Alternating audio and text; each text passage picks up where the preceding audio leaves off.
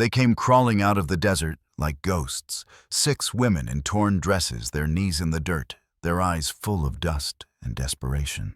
For 3 years, Thaddeus Bell hadn't spoken to a soul. Not one. Not since the day he lost everything and turned his back on the world. His voice had become just another sound that echoed in empty canyons, his cabin more grave than home. Out there beyond the reach of law and memory, he had chosen silence, and silence had chosen him back. But then came the knock that wasn't a knock, a tremble in the air. 6 shadows barely standing collapsed at his gate, and the past came storming back. This isn't just a story about good versus evil. It's not about the fastest draw or the bloodiest gunfight. It's about what happens when a broken man is forced to choose. Keep hiding in the quiet or rise one last time for something worth the pain. Because what those women brought to his porch wasn't just trouble. It was a mirror, and in it he saw the man he could have been. The man his wife once believed in. The man he thought had died with her.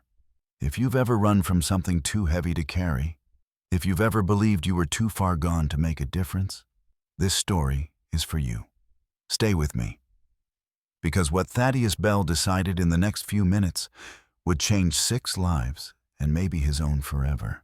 Thaddeus Bell didn't vanish all at once. He faded. The man who once walked into town with dirt on his boots and light in his voice gone.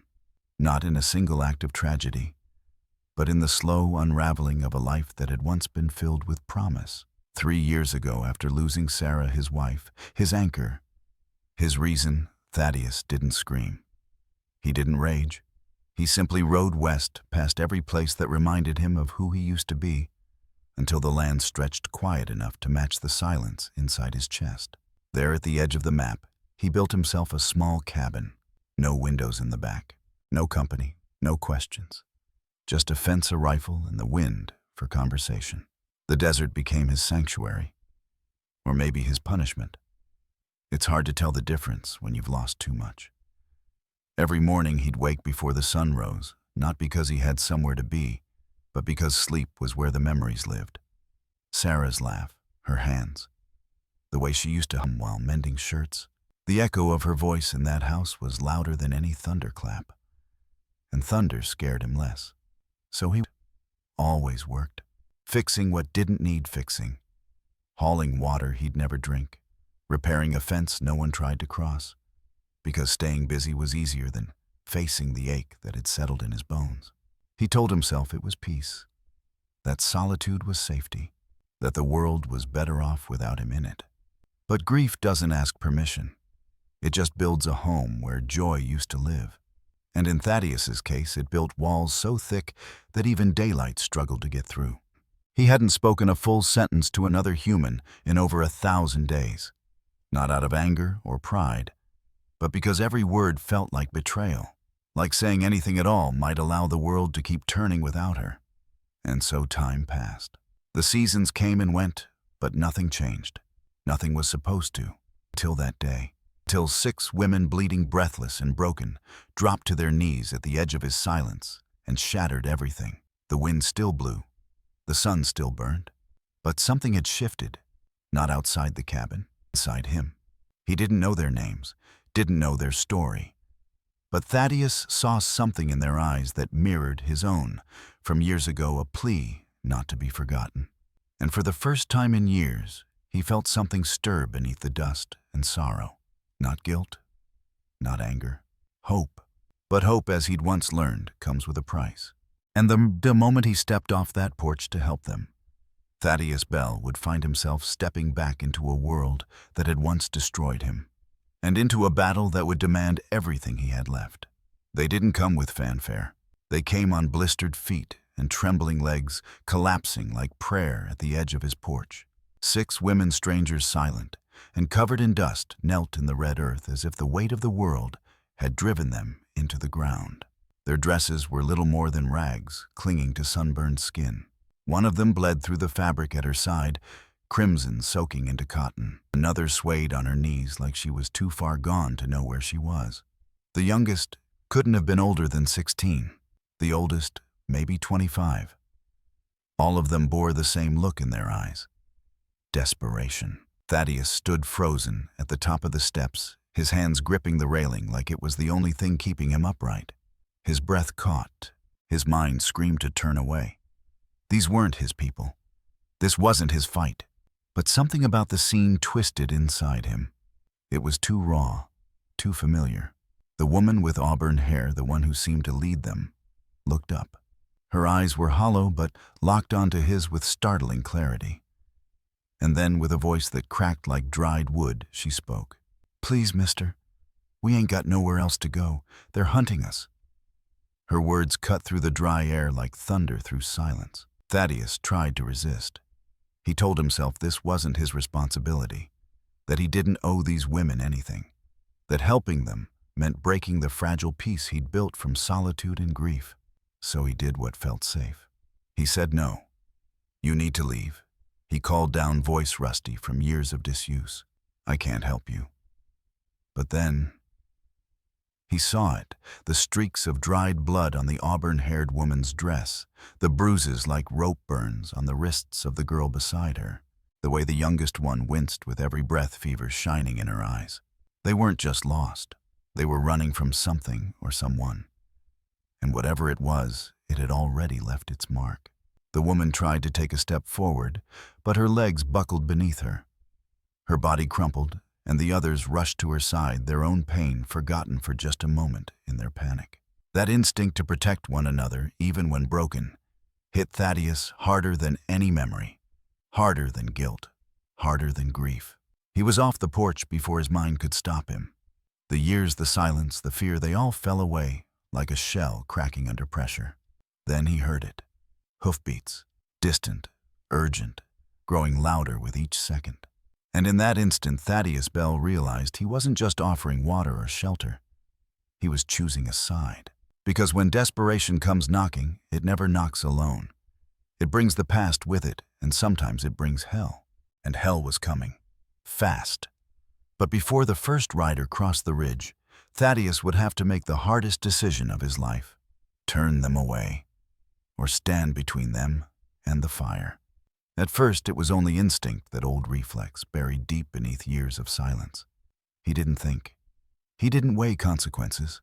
He simply moved down the 3 steps of the porch that had for so long marked the boundary between him and the world. Each step felt heavier than the last, as if crossing an invisible line he swore he'd never approach again. But there she was, the auburn-haired woman, lying crumpled in the dirt, her breath shallow, her hands slick with blood. The others huddled around her, their eyes wide with exhaustion and fear. Not fear of him, fear of what was coming, fear of what had already been. Thaddeus reached her without a word. She flinched just slightly as his shadow fell over her, but when he knelt down, it wasn't with authority. It was with humanity. He placed a hand gently under her shoulder, trying to lift her up, and for a moment their eyes met again. "I told myself I wouldn't beg," she whispered. "You didn't," he replied. He carried her inside, surprised by how light she felt, like someone who'd given away everything except her will to survive. The cabin door creaked open for the first time in months, not for firewood, not for solitude, but for mercy. Inside, the small space that had been his entire world suddenly felt inadequate. Too small for 6 lives. Too quiet for so much pain. Thaddeus laid her gently on the bed, the only one in the house, then turned to face the others. They stood in silence, unsure if they should follow. He nodded. "Get in, all of you." And they did, wordlessly, gratefully. One by one they crossed the threshold, bringing with them dust, blood, and something more powerful than either trust. He gave them water, not much, but enough. Tore an old blanket into strips to bind the bleeding. Even found a tin of peaches tucked behind the flour jar and passed it around without a spoon. It wasn't much. But to them, it was everything. Then came the sound that snapped the fragile stillness: hoofbeats. Closer now. Sharp. Intentional. Dangerous. The woman, Clara, she'd told him in a hoarse whisper, grabbed his arm. "They found us," she said. Her voice trembled, but not from fear alone. From certainty. Thaddeus stepped back out onto the porch. And suddenly, he wasn't a hermit. He wasn't a ghost. He wasn't a man hiding from his past. He was a wall, a shield, a line in the sand that someone else would now have to cross. The riders were coming fast, kicking up clouds of dust against the afternoon sun. And for the first time in years, Thaddeus Bell stood ready, not for himself, not even for justice, but because somewhere deep inside he'd remembered who he used to be, and more importantly, who he might still be. The man who stood between the hunted and the hunters, the man his wife once believed he was. But standing his ground was only the beginning, because the man leading those riders, he wasn't just dangerous. He wore a badge, and he carried the weight of an old wound Thaddeus had never truly healed. They came in a cloud of dust and arrogance. 6 riders, lean and sharp, riding with the confidence of men who'd never once had to ask for permission. Their boots were polished, their pistols gleamed in the sun, and the leader rode at the center like a man who believed the world owed him a path or else. But what chilled Thaddeus wasn't the guns, it was the badge. Pinned to the black vest of the man on the dark stallion, it glinted like it meant something noble justice order law. But Thaddeus knew better, because he'd seen that badge once before. Not in a courtroom, but in the ruin of his own life. The man's name was Wade Garrett, federal marshal by title, but a slaver by deed. As Garrett dismounted with a predator's grace, his voice rang out smooth and practiced. "Afternoon, friend. We're looking for some runaway property. 6 women. You seen anyone like that?" Thaddeus didn't answer right away. He was staring at the man who'd once stood on his porch and asked for his wife as payment. He could still remember Sarah's voice trembling as she refused. The way Garrett had smiled and said, "Then maybe you'd rather lose the whole ranch." Thaddeus had begged, bargained, and in the end, failed. Now here he was again, standing on that same porch, watching the past ride back into his life with the same smug expression, the same polished boots, the same badge that had once meant help and now meant hell. "I haven't seen anyone," Thaddeus said, voice low. "Don't get many visitors out here." Garrett's eyes narrowed, calculating. "Mind if we take a look around?" The air between them tightened. "Private property," Thaddeus replied, "and I don't recall inviting you." One of Garrett's men, a tall brute with dead eyes, spat into the dust. "Federal authority trumps private fences, old man." The others dismounted slowly, deliberately, like a noose tightening. They weren't just men. They were wolves in uniforms cloaked in legality, but dripping with rot. Inside, Thaddeus could hear one of the women stifling a cough. Maybe Clara. Maybe the girl with the fever. He didn't turn, didn't blink. He just raised the rifle slightly, resting its weight on his palm, like an old friend returned. Garrett noticed. "You gonna shoot a federal marshal, Thaddeus?" he asked, voice slick with mock concern. "That'd be a mighty serious mistake." Thaddeus didn't flinch. "I already made the serious mistake once. I let you walk away." For a moment, something cracked behind Garrett's calm, a flicker of surprise, maybe even recognition. "You remember," he said quietly. "I never forgot." The line between law and lawlessness blurred in that breath. A man wearing a badge, and a man without one who still remembered what justice felt like. Garrett stepped forward, boots scraping the porch. "Last chance. Step aside." Thaddeus's grip tightened, and for the first time in 3 years he answered, not as a hermit, not as a coward, but as a man who finally understood. Some laws protect wolves, but justice protects the hunted. And this time he wasn't backing down. What followed would redraw the lines of power with fire, with truth, and with the courage of the broken.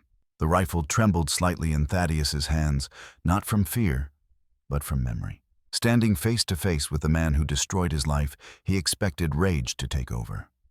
He expected to pull the trigger and let years of guilt spill out in fire. But something stopped him. It wasn't mercy. It was a whisper, thin and trembling, but strong enough to split stone. His name was Garrett. The voice came from inside the cabin. "Clara."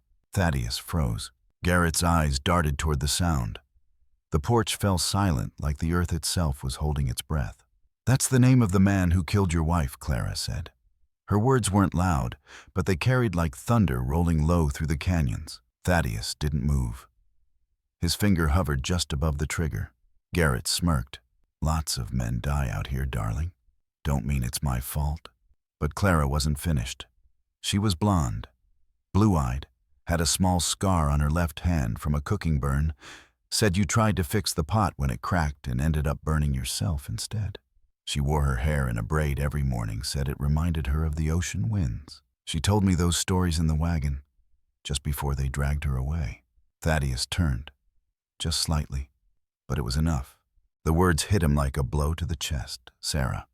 Not just a name, not just a ghost, but a voice, a memory, a woman who had fought until the very end. She wasn't calling for you, Clara continued. Her voice cracked, but her spine stayed straight. She was cursing him, spitting in his face. She broke a man's nose trying to escape. She died fighting. Garrett's smile faltered. Shut your mouth. She told me you'd come for her. Clara went on, stepping forward despite the pain in her side. Blood still darkened the fabric of her dress. She said, My Thaddeus isn't a coward. He's just wounded. She believed in you right up to her last breath. It wasn't vengeance that broke Thaddeus's silence. It was truth. Simple, quiet, undeniable. Sarah had never given up on him. And now, standing in the same place where he had once failed her, Clara, a stranger, a survivor, was giving him a second chance. Garrett's sneer twisted. That's a real pretty story. Changes nothing. But Thaddeus finally turned to face him fully. No, he said. It changes everything. For the first time in 3 years, he no longer carried the weight of abandonment. He carried the truth. And that truth, spoken not in fury, but in grief and defiance, gave him something far more powerful than revenge, a reason to fight. The rifle rose again, steadier now, anchored not by hate, but by memory, by love, by honor. Clara stood behind him, not as a victim, but as a voice that could no longer be silenced. And Thaddeus, for the first time, no longer stood alone. But truth once spoken has a cost. And as the wind shifted, bringing the smell of dust and danger, the next moment would demand more than memory. It would demand blood.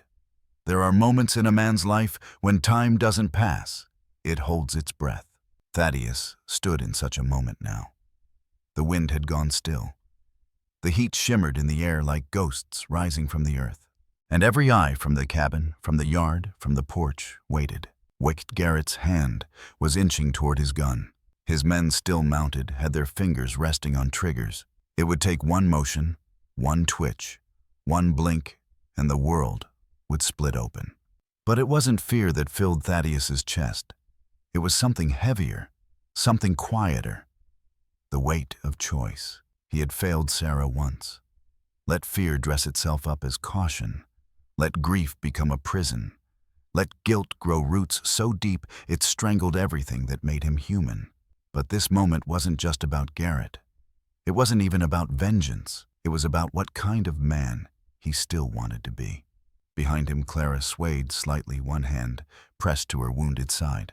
The girl with fever whimpered softly in the shadows. He wasn't just holding a rifle. He was holding their lives. And for the first time, he realized he wasn't looking to be a hero. He just didn't want to be a coward anymore. Thaddeus met Garrett's eyes, steady and quiet. You killed my wife, he said. Not as an accusation, but as a truth laid bare. And now you came back to finish what you started. Garrett's lip curled. History has a funny way of repeating itself. Thaddeus exhaled, slow, steady, then pulled the trigger. The sound cracked across the desert like thunder. Garrett flew backward, a bloom of red staining his chest before he even hit the ground. For a second, the world was still.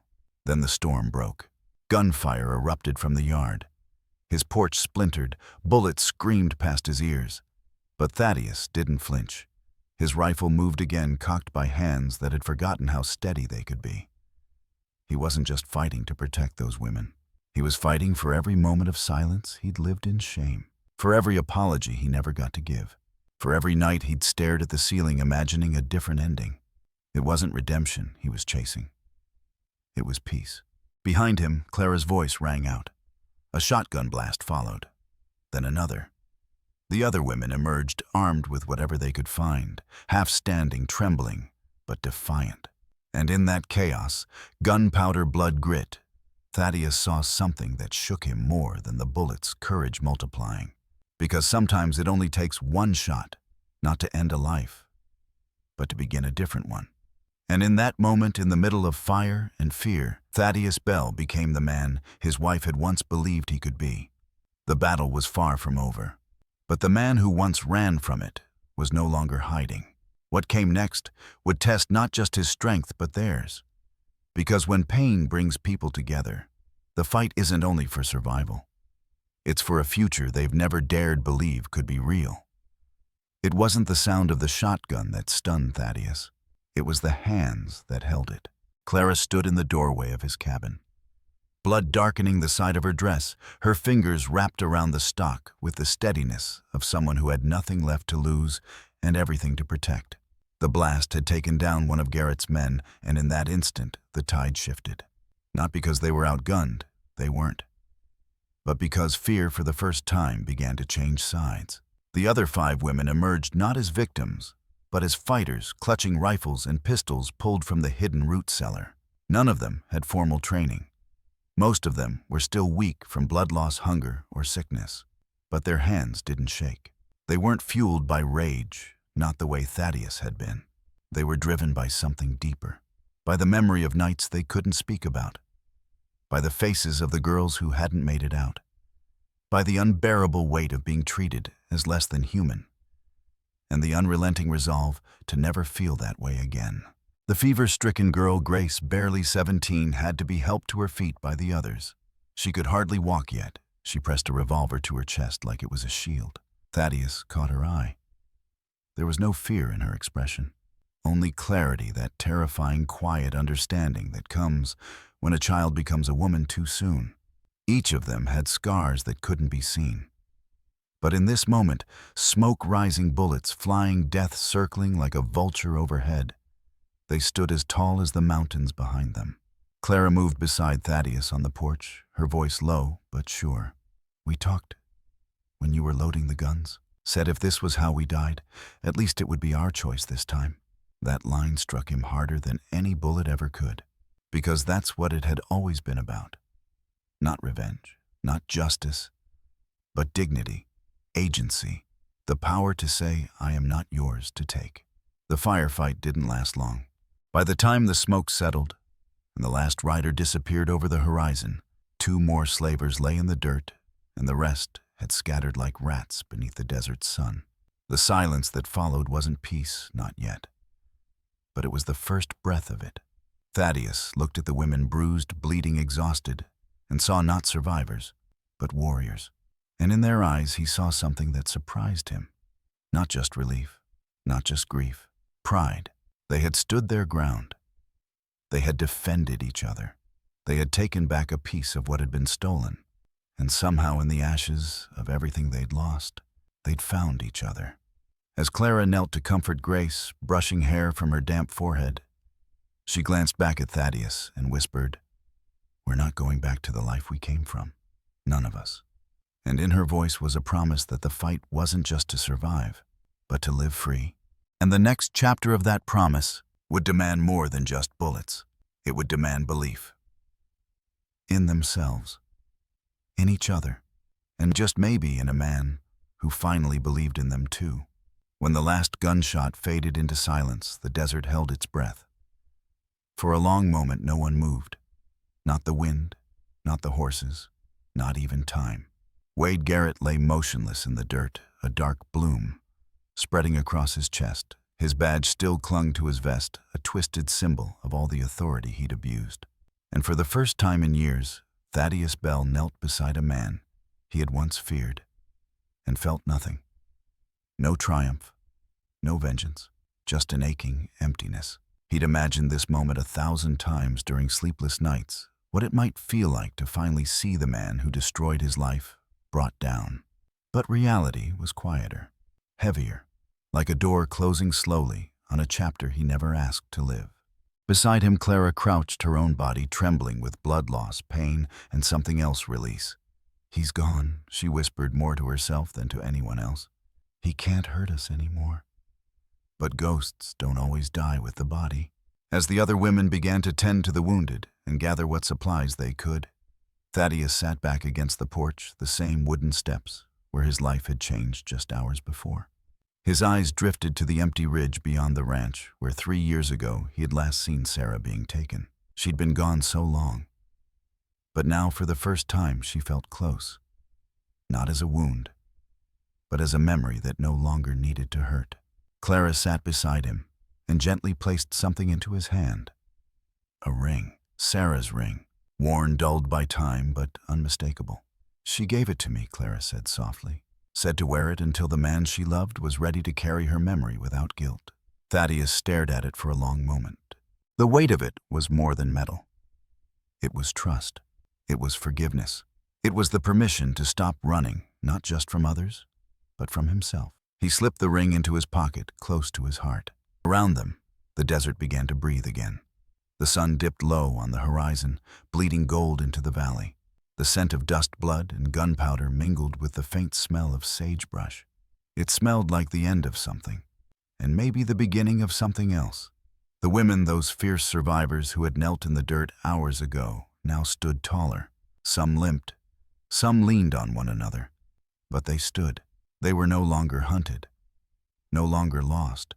Justice had come, not from a courtroom, but from courage, from unity, from a man who finally faced his past, and 6 women who refused to die quiet. As night approached, Clara turned to Thaddeus and asked, "What now?"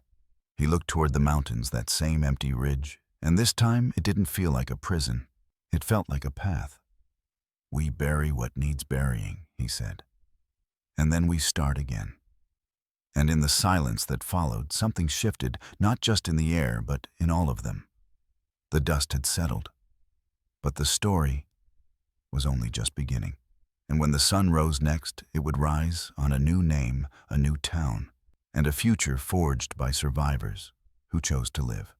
It started with a hammer, nothing more than old wood-bent nails and sunburned hands. But to Thaddeus Bell, each swing of that hammer was a kind of prayer, a rhythm of healing, a steady beat replacing the chaos that had once consumed his days. 6 months had passed since the shootout on his ranch. Since the women, Clara Grace and the others, had walked away from the ashes of their captivity and into something they'd never dared hope for a future. Now, in the heart of a small but growing town called New Haven, that future was taking shape. The schoolhouse wasn't much at first. Just 4 walls, a slanted roof, and a single window that caught the morning light. But it stood proud and defiant, a symbol not of charity, but of resilience. Of what can rise from pain when people choose to build instead of bury.